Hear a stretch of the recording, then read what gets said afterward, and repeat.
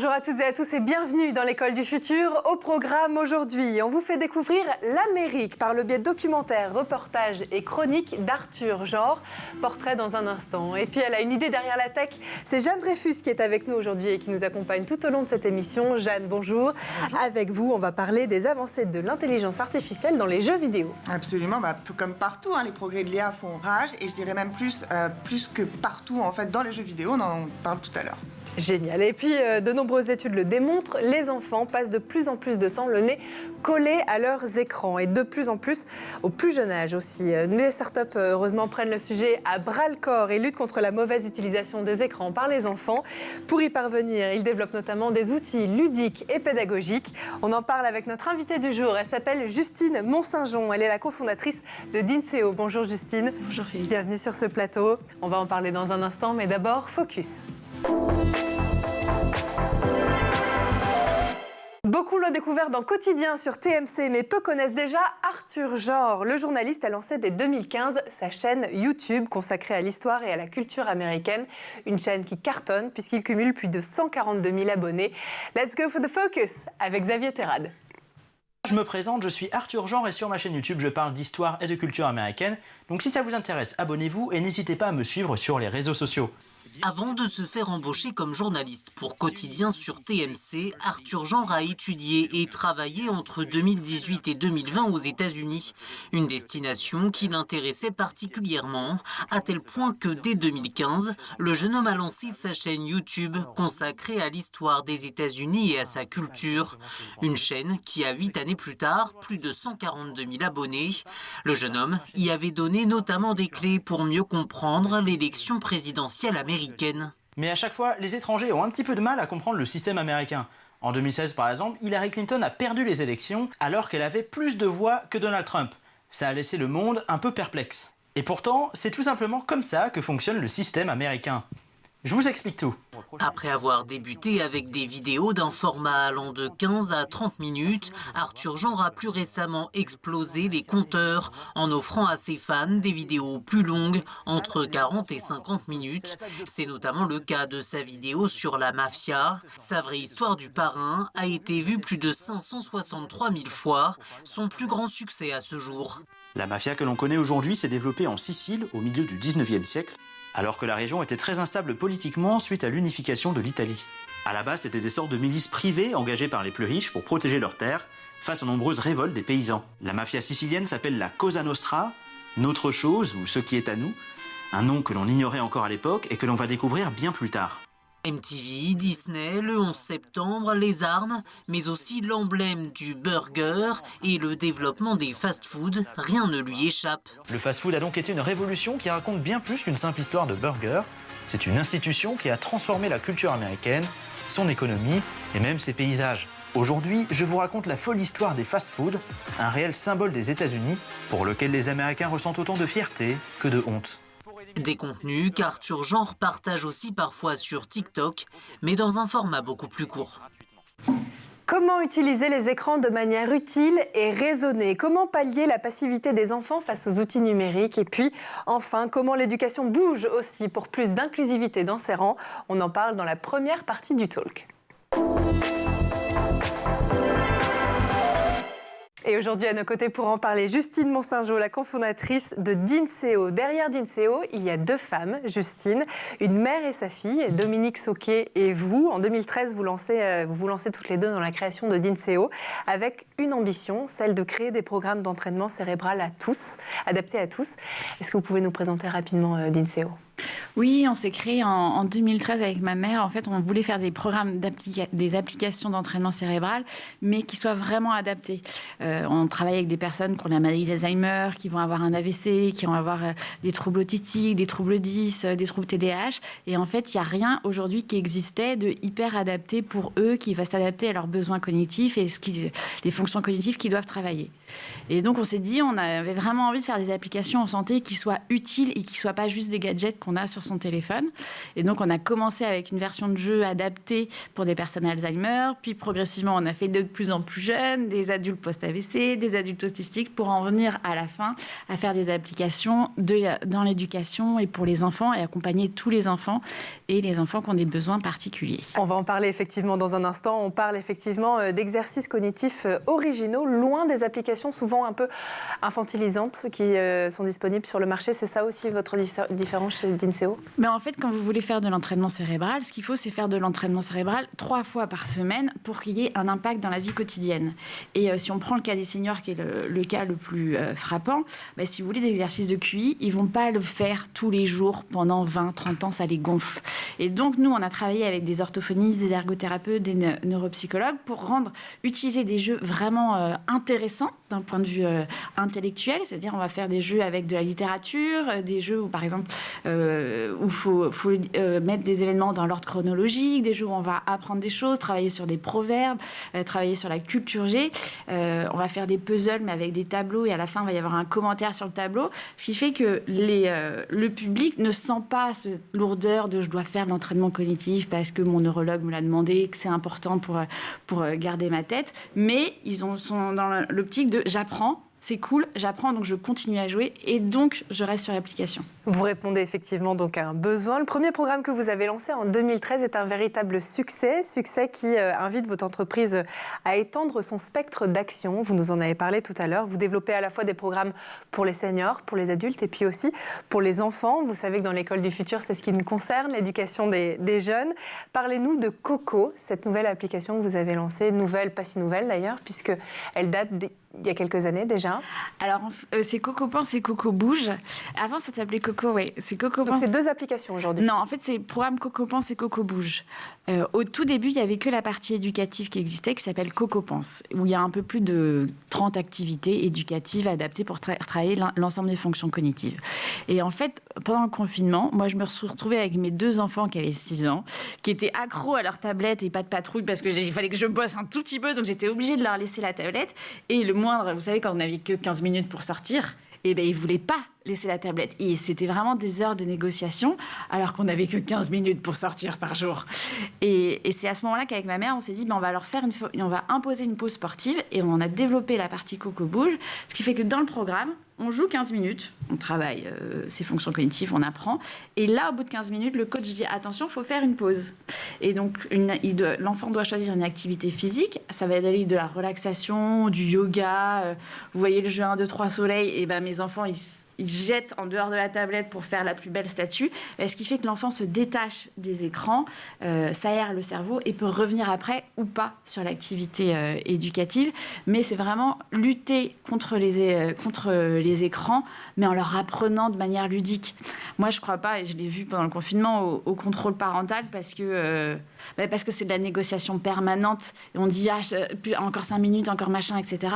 Alors que là, ils attendent la pause avec plaisir, parce que du coup, ils vont jeter en l'air, ils vont faire. Et donc, du coup, c'est ça l'intérêt. Et c'est effectivement ce qu'apporte la tablette pour les enfants, c'est ça, la différence, c'est le pouvoir interactif de la tablette, que les enfants ne sont bien plus spectateurs, mais au contraire bien acteurs avec l'INSEO.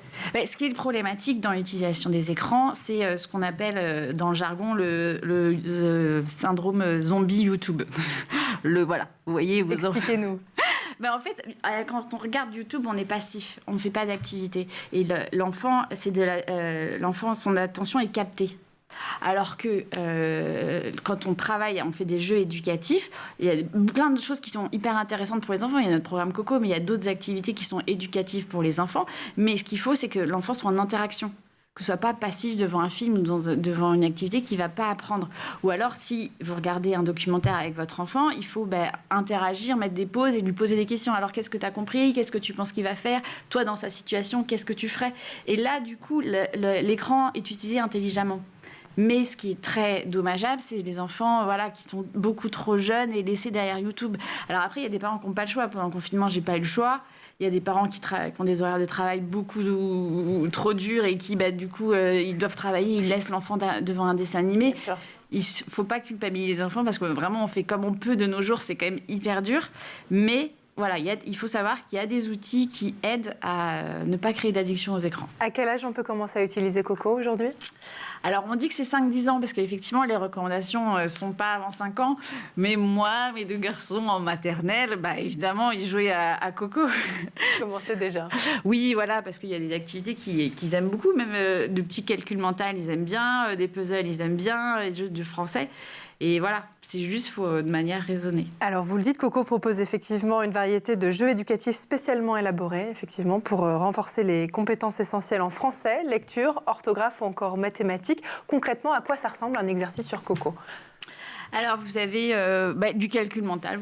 C'est simple, c'est du calcul mental. Vous avez des jeux où il faut mettre sur l'histoire et questionner le monde, il faut mettre les événements dans l'ordre chronologique, faire travailler l'histoire.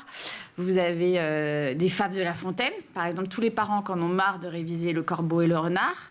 Là, le coach ne se lasse pas de répéter la fable Maître Corbeau sur un arbre perché. Et là, l'enfant va devoir trouver le mot qui manque et compléter la fable. Vous avez des jeux d'attention où il faut compter le nombre de ballons bleus, rouges qui vont apparaître à l'écran. Et ça travailler le double task, qui est compliqué de compter 2 choses en même temps. Voilà sur la partie éducative. Et il y a des jeux où on peut jouer à 2 aussi. Moi, j'aime bien jouer avec mes enfants sur la tablette. Ce sont des jeux dans lesquels on peut jouer, avec lesquels on peut jouer en famille, c'est ça ? C'est ça. On pourrait se faire un petit challenge. C'est parti. Vous et moi. Pendant la pause, avec plaisir. Alors, pas le calcul mental, mais bon. Moi non plus. Ok. Vous avez également testé l'application Milieu scolaire. Oui. Qu'est-ce que ça a donné ? Ça répondait aussi à un besoin qui était éprouvé par les enseignants, par les élèves ? En fait, on travaille avec des IME et des CESAD, notamment sur des enfants qui ont des besoins particuliers. Des enfants qui ont des troubles autistiques, TDAH, dyspraxiques ou même des enfants trisomiques. Et en fait, on s'est rendu compte que donc, ça répond à un vrai besoin dans ces établissements. Mais c'est aussi beaucoup d'enfants qui se trouvent en milieu scolaire. Les enseignants ne sont pas accompagnés, les enseignants ne sont pas formés aux troubles du handicap. Et ils ne savent pas comment accompagner. Et souvent, en milieu rural, il y a des écoles qui ont des dispositifs Ulysse, mais il y en a qui n'en ont pas. Et ils ne savent vraiment pas ce que c'est, comment accompagner un enfant TDAH, un enfant autiste. Et on s'est remarqué que les enseignants sont complètement dépourvus d'outils. Et donc, on a mis en place des webinaires qui sont sur YouTube, qui sont gratuits pour former déjà les enseignants aux troubles du handicap, comment accompagner un enfant qui a des besoins particuliers, et on leur montre comment utiliser Coco avec ce type d'enfant. Et ce qui est hyper intéressant pour eux, c'est que comme Coco est aussi généraliste, ils vont utiliser le même programme que leurs copains. Donc c'est vachement valorisant. C'est juste qu'eux vont faire les activités, peut-être les niveaux les plus faciles.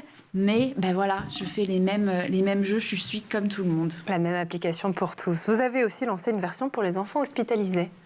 Oui.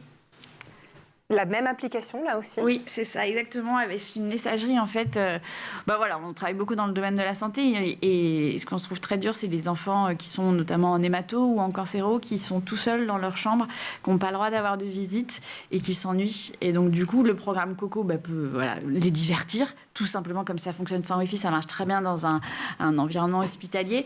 Et il y a une messagerie qui permet facilement à un enfant d'avoir des petits messages de sa famille. Et la famille peut aussi avoir les petits messages. C'est pas c'est une messagerie très simple, simplifiée, mais rien que de savoir que son fils va bien, parce qu'il y a une petite, on dit quand ça va bien, on dit quand ça va pas, ça rassure les parents à distance. Un outil de communication, effectivement, pour les familles, et puis aussi un moyen de continuer l'apprentissage de chez soi ou de l'hôpital. On va continuer à évoquer ce sujet, mais d'abord, on va faire un tour du côté de la planète tech. Images, vidéo, c'est le Zap et c'est l'œil d'Edouard Deniau.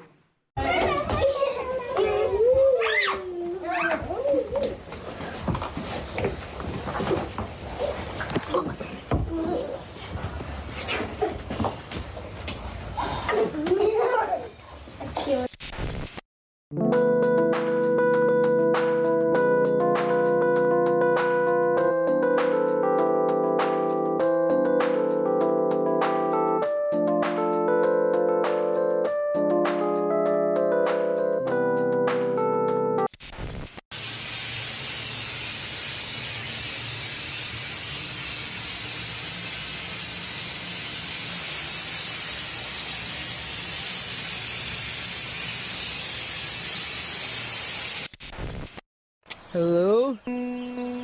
Voice match. Is new owner Wilf Reimer? If so, say continue.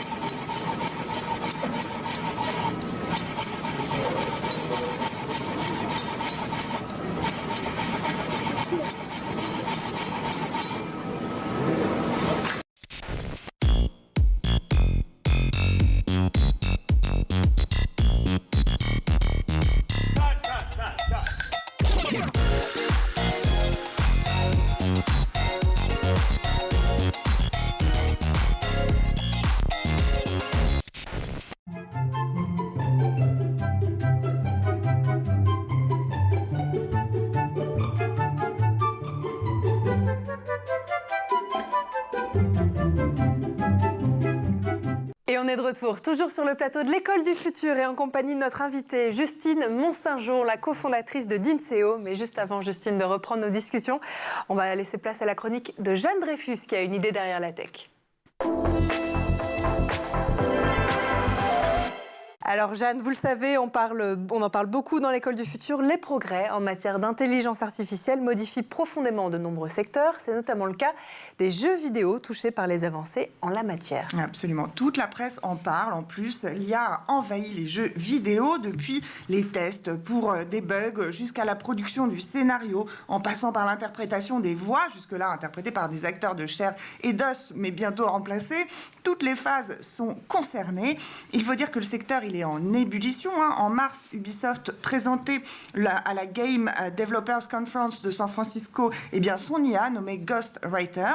En mai, le studio de World of Warcraft, qui s'appelle Blizzard, déployait sa tech assistée d'IA nommée Blizzard Diffusion. Et donc, c'est une révolution en marche qui est précédée par l'Asie et notamment la Chine, où dans le média Rest of World, Léo Lee, un recruteur dans le secteur, parle en avril d'une baisse de 70% des illustrateurs en un an. Est-ce que le secteur des jeux vidéo est particulièrement propice à ces avancées justement dans l'intelligence artificielle ? Absolument, parce que c'est un domaine qui demande l'accomplissement d'un nombre infini de tâches répétitives, parmi lesquelles figurent les barks. Alors, qu'est-ce que c'est les barks ? Ce sont ces répliques qui sont prononcées par des personnages non jouables, les PNJ pour les intimes, du genre « t'aurais pas dû t'aventurer ici » ou encore « c'est tout ce que t'as dans le ventre ». Ces petits riens, en fait, qui donnent l'impression que le monde du jeu évolue par lui-même, représentent une somme de travail répétitive hallucinante. Et on est souvent sur des centaines d'heures de gameplay. Donc, évidemment, c'est une somme de travail absolument gigantesque. Des développeurs ont voulu remplacer ça par des IA. Et c'est ce qu'ont fait les créateurs d'un mode de Skyrim. Un mode, c'est une modification d'un jeu existant. En l'occurrence, c'est la 5e édition de The Elder Scrolls. Et en permettant, en fait, grâce à une IA, aux joueurs d'interagir en temps réel avec tous les personnages du jeu. Et ça donne ça. So I should call you Erica? Is that pronunciation correct? Erica? Oh, moist boy, you really know how to push my buttons. No, you shouldn't call me Erica. It's Harika with an H. But hey. Okay, so let me get this right. It's Harika. It's Harika, just Harika. Okay then, just Harika. Le tout est absolument créé par l'intelligence artificielle et c'est très réaliste et ça peut permettre d'être vraiment au temps réel. Imaginez le tsunami dans l'univers de la génération de dialogue dans le monde du jeu vidéo. C'est une sorte de chat GPT en temps réel appliqué aux jeux vidéo, c'est ça ? Absolument, et j'en parlais tout à l'heure de Ghostwriter, donc l'IA développée par Ubisoft. Et en effet, c'est le même principe que ChatGPT, mais appliqué à la production de dialogue. Alors, on le voit ici, l'IA va soumettre en fait à un scénariste un certain nombre de possibilités de dialogue, parmi lesquelles il va pouvoir choisir, rejeter, il peut même corriger. Et ça lui permet donc de gagner un temps absolument inouïe. Et ce ne sont pas les seuls. Google, lui, a poussé le curseur encore un peu plus loin en créant en avril 2023 une expérience pour le moins méta, si je peux me permettre l'expression. Ils ont créé un monde à la SimCity avec une maison, une école, une bibliothèque, au sein duquel, en fait, ils ont mis des avatars qu'ils ont caractérisés. Et une fois tout ça, ils ont lâché la souris. Et là, ça y est, toutes les interactions, tous les dialogues sont générés par ChatGPT. En quelques minutes, les personnages marchent, parlent, chiffon, le tout on their own. Et en plus, ils ont de la mémoire. Ils peuvent se demander, grâce à des réseaux de neurones, alors Marie, cette blanquette, ou alors John, le Club Med, référence hyper boumeuse. Cerise sur le gâteau, l'info circule. Si John dit à Esther qui s'apprête à quitter Marie, eh bien Esther, et qu'Esther le répète, c'est très complexe. Eh bien, ensuite, l'ensemble des avatars va être informé. Et donc, pour résumer leurs recherches qui sont vraiment très inquiétantes et qui rappellent Westworld, eh bien, ils ont fait un dossier de 22 pages pour vraiment établir à peu près tous les résultats vraiment très, très inquiétants de cette expérience Google. Donc, on est d'accord, l'intelligence artificielle annonce bien une révolution dans le domaine des dialogues et des scénarios des jeux vidéo. Est-ce qu'il y en a d'autres applications aussi ? Ouais, il y a 2 modèles de l'IA qui sont concernés. Il y a les modèles de langage, type ChatGPT dont on parlait, et il y a l'IA générative pour ce qui est du domaine de l'image, par exemple. Et notamment aussi le secteur ce qu'on appelle le CGI, Computer Generative Image, qui est aussi évidemment en pleine révolution, que ce soit côté machine learning. Alors ça va permettre en fait, notamment à l'équipe de R&D d'Ubisoft, de repenser la 3D. Dans le passé, on traitait plutôt les objets à partir de grilles dont on déplaçait chaque arête individuellement s'il y avait mouvement. Dorénavant, les réseaux de neurones apprennent à partir de modélisation 3D, de prise de vue réelle, la logique même des mouvements, qui vont ensuite permettre de replacer, là on voyait, de dessiner les mouvements de quelqu'un qui va déplacer une caisse en fonction du poids de la caisse, qui va permettre d'adapter une assise en fonction de la taille de la chaise. Évidemment, je ne peux pas parler d'IA sans parler des IA génératives, qui avec DALL-E et consorts ont évidemment révolutionné le domaine, et dont le secteur des jeux vidéo ne peut que être friand, forcément. On peut le voir, en fait, avec un streamer qui s'appelle Fuse3, qui a fait l'expérience avec Minecraft à partir des avancées d'IA d'Adobe, avec un simple prompt de texte, d'insérer un objet d'une façon automatique qui est arbre jaune, par exemple. Tout ça est totalement automatique. Ou alors, avec Loud Painting, d'agrandir les paysages d'une façon prédictive, en 1 seconde, ce qui avant demandait des heures et des heures de création par des designers. Donc quand on sait que rien que pour Dead Redemption 2, on parle de 77 km² de paysages et de cinématiques, eh bien on peut imaginer et on ne peut que comprendre que cette révolution-là, eh bien, elle va, selon les prédictions de Bloomberg, représenter une économie de 50% des coûts de production, avoir des répercussions dans le monde professionnel qui vont être forcément redéfinissantes par rapport au secteur. Un secteur qui répond à une demande toujours de plus en plus grande et parfois avec des retards souvent fréquents. Donc ça ne peut que être la révolution. Merci beaucoup Jeanne. Et puis nous on va continuer à parler mémoire et compétences cognitives aussi dans la deuxième partie du talk. Stratégie, compréhension, mémoire immédiate, visuelle ou encore auditive. Chaque membre de la famille peut travailler son potentiel cérébral et les moyens de s'y prendre sont nombreux. On continue d'en parler avec Justine Mont-Saint-Jean, c'est notre invitée du jour. Elle est cofondatrice de Dinseo. Justine, on a parlé en début d'émission effectivement de ce que vous faites pour les jeunes avec Coco, les enfants. Vous offrez aussi des applications pédagogiques pour les adultes et les seniors parce que c'est là que tout a commencé. Dinseo a bientôt 8 ans, mais avant cela, vous exerciez un métier bien différent. Est-ce que c'est l'histoire quelque part d'une reconversion réussie ? Oui, en fait, avant, j'étais business manager dans des cabinets de conseil. Donc, j'ai fait 2 entreprises avant. Alors, il y avait la partie un peu commerciale, effectivement, de gérer sa propre équipe, d'aller chercher des clients, de gérer des projets. Mais c'était dans le conseil et je vendais de la prestation humaine. Et à un moment, voilà, j'ai tout quitté un peu du jour au lendemain. Et je me suis retrouvée bénévole dans une maison de retraite pour m'occuper. C'est effectivement là où vous prenez conscience aussi de la dévalorisation dont souffrent les plus âgés d'entre nous. Exactement. Je trouvais qu'ils n'avaient rien qui était adapté et je trouvais que finir sa vie comme ça en maison de retraite avec des jeux d'enfants où il y a marqué 3 à 4 ans sur la boîte, c'était pas comme ça que je voyais la fin de vie de mes grands-parents. Et à l'époque, j'avais mes 4 grands-parents. Donc du coup, on s'est dit, tiens, on va faire des choses, mais des choses simples sur iPad, sur tablette. Ils vont y arriver. Effectivement, on est alors en 2013. Vous apportez dans cette maison de retraite une tablette, un iPad qui émerveille complètement les yeux des résidents. C'est vous qui le dites dans vos diverses interviews. Et c'est là que l'aventure commence. Ouais. Mais Steve Jobs avait créé l'iPad pour les seniors à la base. Ça a eu un succès fulgurant, mais à la base, il voulait faire l'ordinateur des seniors. Il était très, très visionnaire, ce monsieur. Vous êtes associé juste après à Génération Mouvement. C'est la première association française des retraités pour élaborer, en quelque sorte, des outils de lutte contre le décrochage, quelque part contre le déclin cognitif aussi des plus âgés d'entre nous.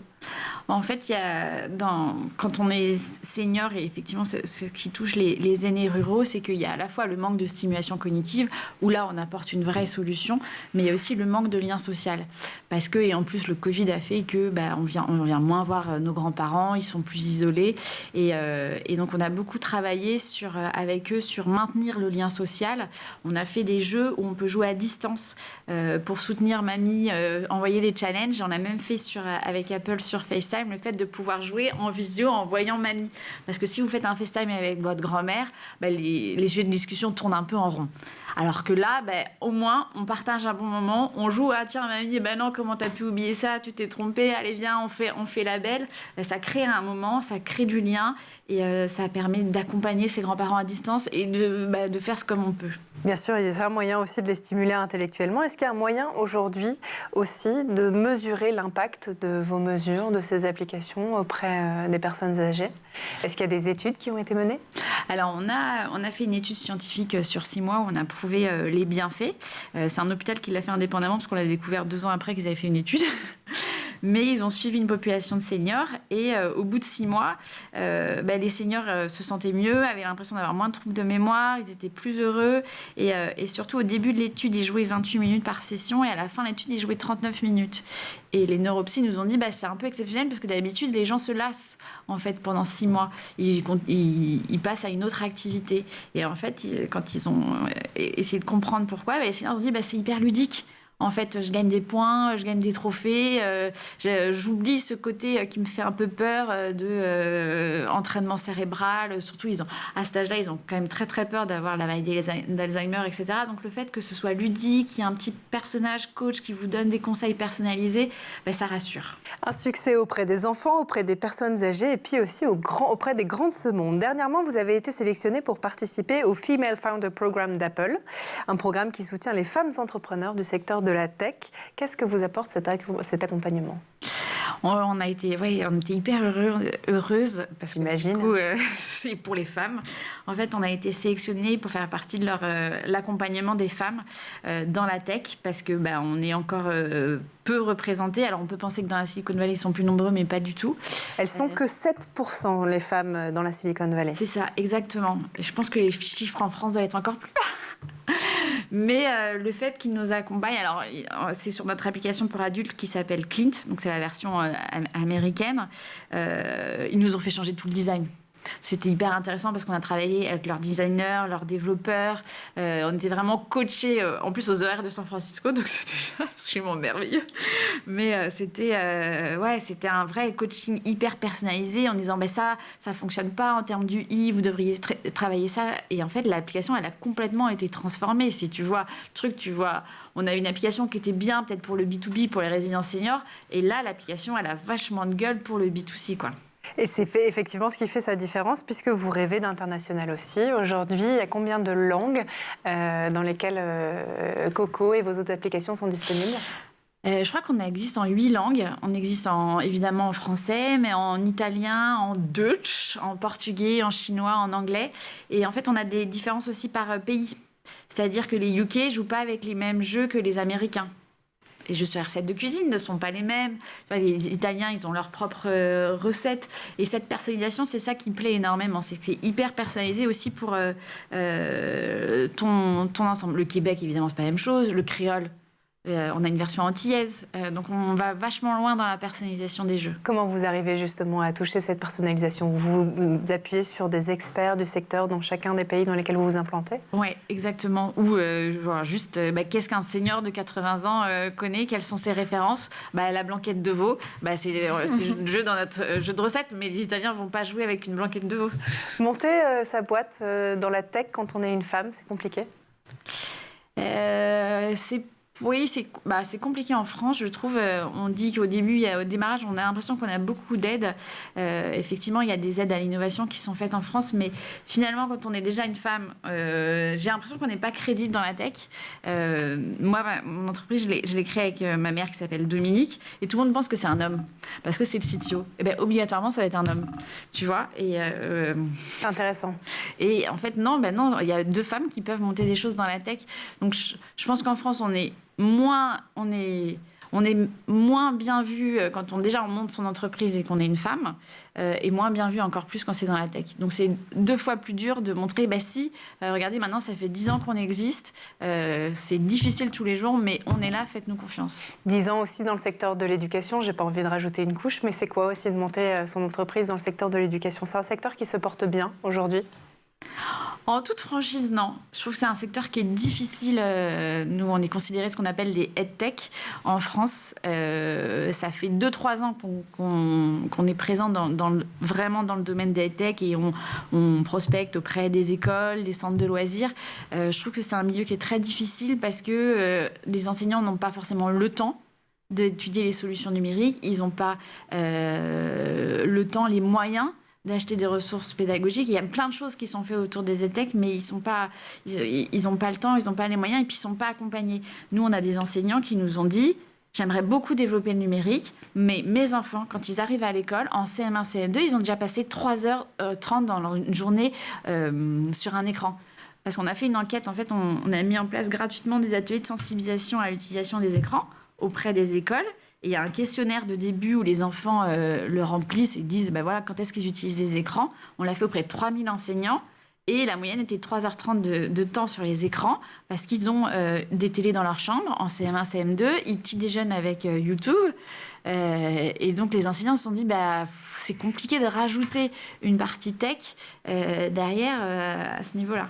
Ajouter effectivement un usage maîtrisé et mesuré aussi des écrans, stimuler en un clic les capacités cognitives au quotidien et de façon ludique des petits et des plus âgés. Voici la mission de Dinseo, c'est votre entreprise. Merci beaucoup Justine Mont-Saint-Jean d'être venue sur le plateau. Merci aussi à notre chroniqueuse du jour, Jeanne Dreyfus. Merci d'avoir été là. Merci à vous de nous avoir suivis et puis on se retrouve dès demain dans l'école du futur. Bonne journée.